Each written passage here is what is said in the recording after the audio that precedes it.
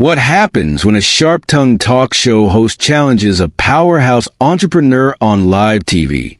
Lauren Carter's response not only silenced the room, it left a ripple effect across the nation.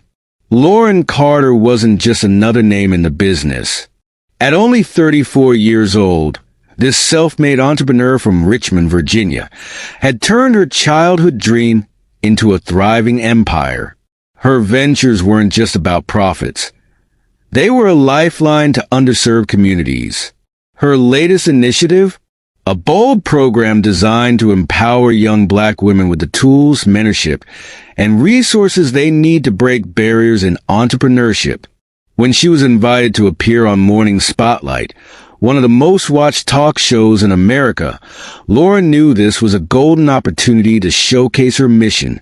However, Morning Spotlight wasn't known for pulling punches, especially with its host, Meredith Blake, at the helm, a woman infamous for her biting questions and fiery debates.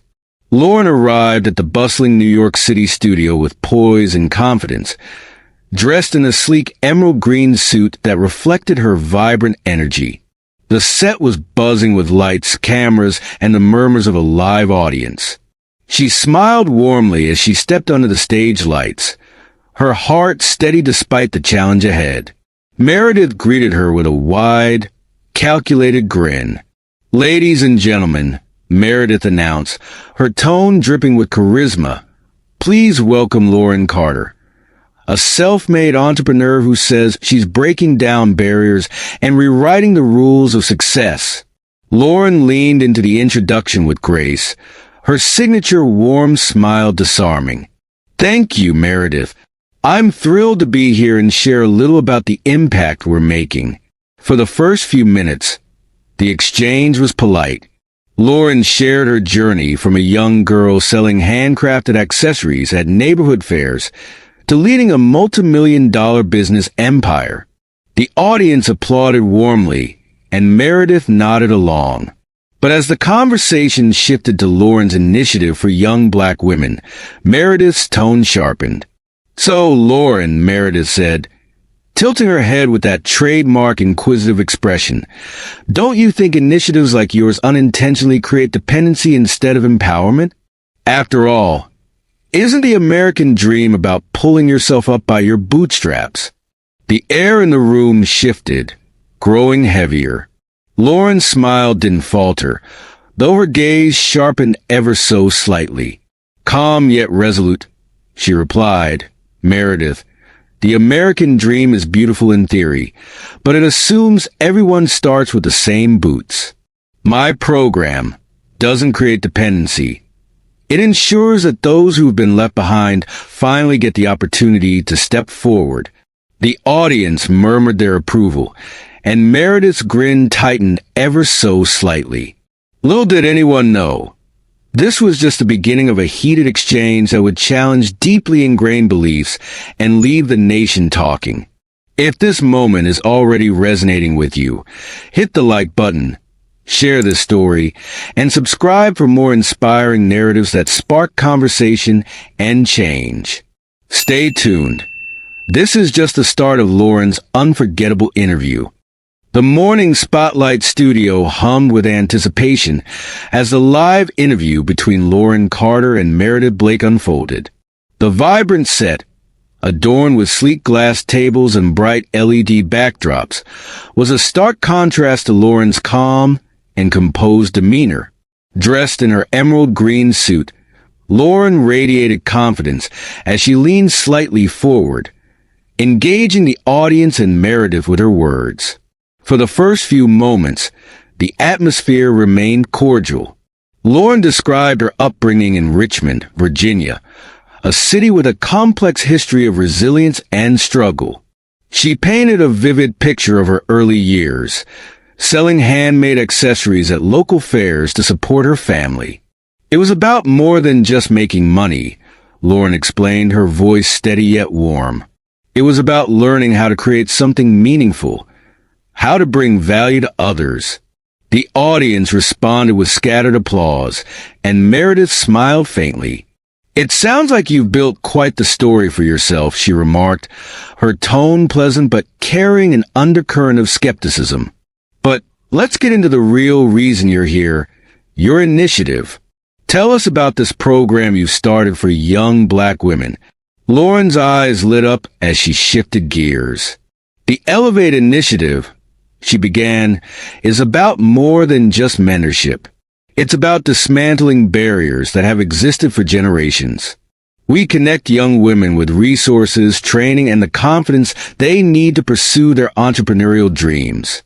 Her passion was palpable, and the audience leaned in as she elaborated. She spoke of women like Tiana, a 22-year-old participant who had launched her own sustainable skincare line after receiving support through the program. When you give someone the tools to succeed, you're not just helping one person. You're uplifting an entire community, Lauren emphasized. Meredith nodded along, but a subtle shift in her expression hinted at her next move. That sounds admirable, she began, her tone turning sharper. But Lauren, let me ask you this. Why focus specifically on young black women? Don't you think it's exclusionary? After all, there are plenty of people out there who need help. The question hung in the air, the tension thickening. The live audience exchanged glances, some murmuring quietly. Lauren, however, didn't flinch. She took a deep breath, her composure unwavering. Meredith, she began calmly, it's not about exclusion. It's about intentionality. When you know where the gaps are, you focus your efforts there. If a bridge is broken in one spot, you don't rebuild the entire bridge. You fix the part that's broken. A ripple of applause spread through the audience, and Lauren's calm yet impactful words began to shift the energy in the room. Meredith's smile tightened, her eyes darting toward the producers as if recalibrating her strategy. Little did anyone know, this was just the beginning of a battle of wits that would captivate not just the studio audience, but the entire country.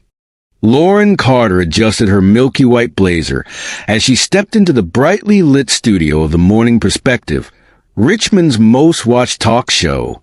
The buzz of activity surrounded her. Camera operators fine-tuning their angles, producers murmuring over clipboards, and the murmur of the live audience awaiting the show's start.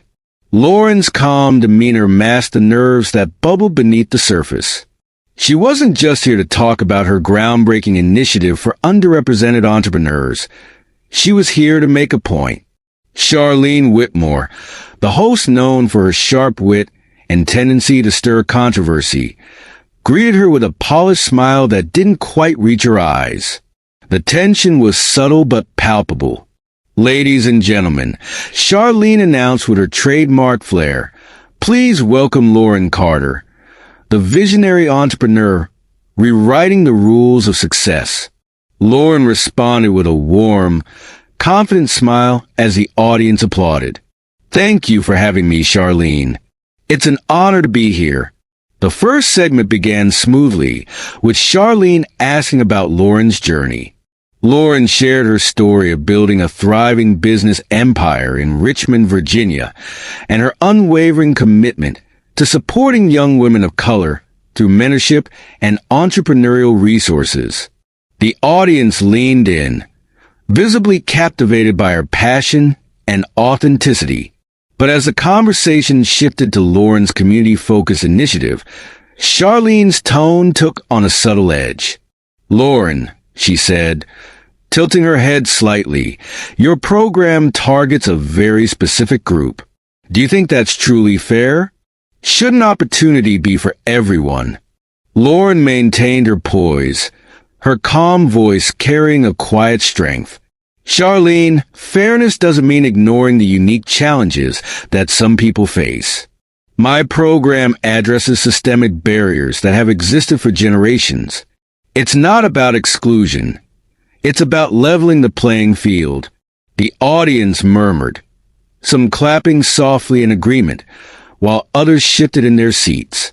Charlene's polished smile tightened ever so slightly.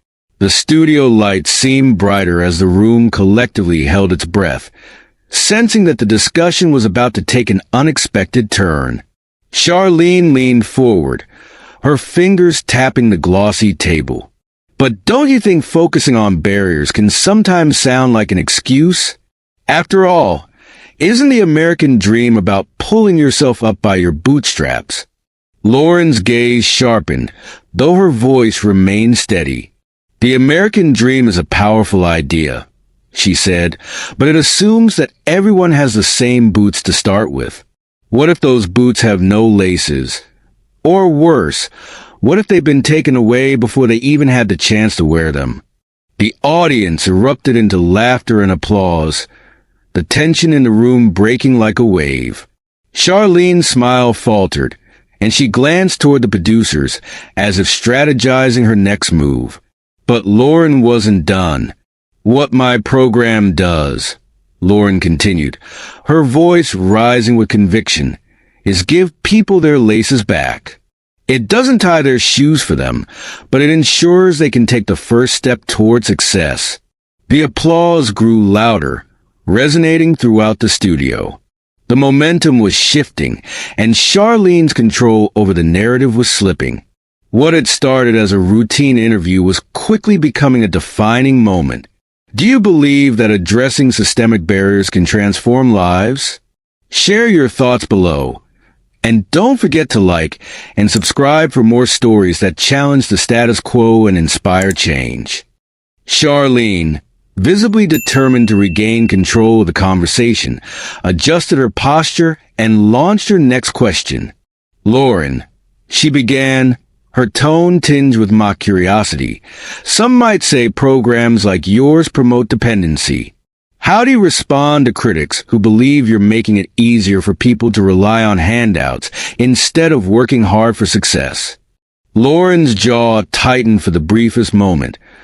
A flicker of irritation she quickly masked with her signature calm. She had anticipated this line of questioning, knowing full well how narratives about dependency were often weaponized against the very people her program sought to uplift. "Dependency?" Lauren repeated, her voice carrying a quiet strength. She leaned forward slightly, her hands clasped on the table in front of her. "Charlene, let me ask you this. When banks provide loans to small business owners to help them get started, is that dependency? Or is it an investment in people who are trying to build something meaningful?" Charlene opened her mouth to respond, but Lauren didn't pause, her tone now resolute and deliberate. "That's what my program does. It's an investment. It's about giving young women the tools they need to stand on their own, to create opportunities not just for themselves, but for others. Dependency isn't the problem, Charlene. Lack of opportunity is." The audience erupted into applause, louder and more sustained than before. Even some of the production crew behind the cameras nodded along, visibly moved by Lauren's words. Charlene's polished facade cracked further, her confident smile now strained as she processed Lauren's cutting yet graceful response. Still, Charlene wasn't ready to retreat. Her voice took on a sharper edge as she pressed on. "But Lauren," she said, her words laced with feigned civility, "don't you think focusing so much on race risks perpetuating division? Wouldn't it be better to focus on what unites us instead of what separates us?" Lauren tilted her head, her expression softening, but her gaze steely. She let the question hang in the air for a moment, allowing its weight to settle over the room. "Unity," she began, her tone measured but firm, "is a beautiful goal, Charlene. But unity can't happen if we ignore the unique challenges that some groups face. If a child is struggling in school, you don't hold the entire class back, so everyone feels the same. You give that child the extra support they need to catch up. And when they do, the entire classroom benefits." A silence fell over the studio.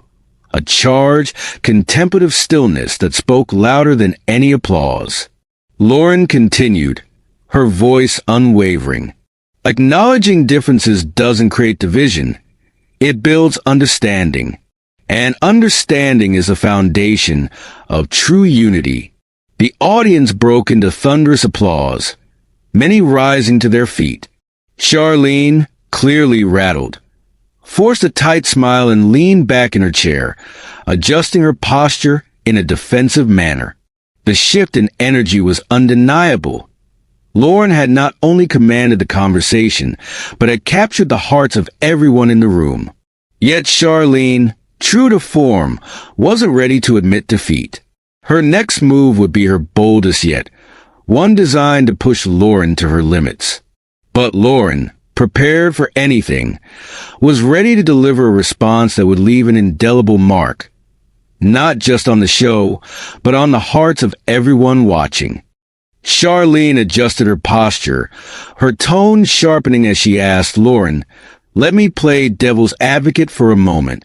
Don't you think programs like yours, which are so narrowly focused, risk alienating others? What about those hard-working people who feel left out? How is that fair?" The audience shifted uncomfortably, sensing the weight of the question. Lauren took a measured breath, her expression calm but resolute.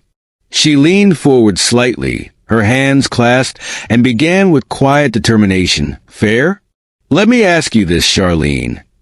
When a firefighter puts out a burning house, do we accuse them of being unfair to the houses that aren't on fire? Or do we thank them for protecting the neighborhood?" The studio fell silent, the gravity of Lauren's words reverberating through the room. Even Charlene's typically sharp demeanor faltered for a moment, her carefully rehearsed facade cracking under the weight of the analogy. Lauren continued, her tone unwavering. "That's what my program is, Charlene. It's about addressing the fires, those systemic barriers that have been ignored for far too long. And when we uplift those in need, it doesn't take away from anyone else. It strengthens the entire community." The audience erupted into applause, louder than ever before. Some stood, cheering and clapping, their energy palpable. Even members of the production team behind the cameras exchanged approving nods. Charlene, visibly flustered, forced a strained smile and attempted to regain her composure. "Well, Lauren," Charlene said, her voice clipped, "you certainly make a compelling argument. I think we'll have to agree to disagree on some points, but I do appreciate your perspective." Lauren didn't miss a beat. "And I appreciate the opportunity to share it," she replied, her tone polite yet firm. Her poise under pressure was a masterclass in grace and conviction. The producers cut to a commercial break, but by then, the damage had been done. Lauren's words had not only resonated with the audience in the studio, but had already begun rippling across social media. Hashtags like #LaurenHayes and #BreakingBarriers began trending within minutes, with clips of her sharp responses being shared widely. Backstage, Lauren took a moment to exhale. Her phone buzzed incessantly with notifications. Texts from friends, emails from supporters, and messages from strangers thanking her for her courage and eloquence. Yet, she wasn't focused on the attention. Her mind was already racing with ideas on how to leverage this moment to further her mission. Later that evening, as Lauren returned to her hotel room, she reflected on the day. The interview had been a challenge, but it had also been an opportunity, a chance to speak truth to power and to inspire those watching. She thought about the young women her program was helping, girls who might now see themselves in her strength and determination. Lauren's story is a powerful reminder that standing up for what you believe in isn't always easy, but it's always necessary. Whether it's on a national stage or in your local community, your voice matters. So, what's stopping you from making a difference? Let Lauren's journey inspire you to take action in your own life. If her story moved you, leave a comment below, share your thoughts, and don't forget to like and subscribe to join us in spreading messages of empowerment and change. Together, we can build a world where everyone has the tools to thrive.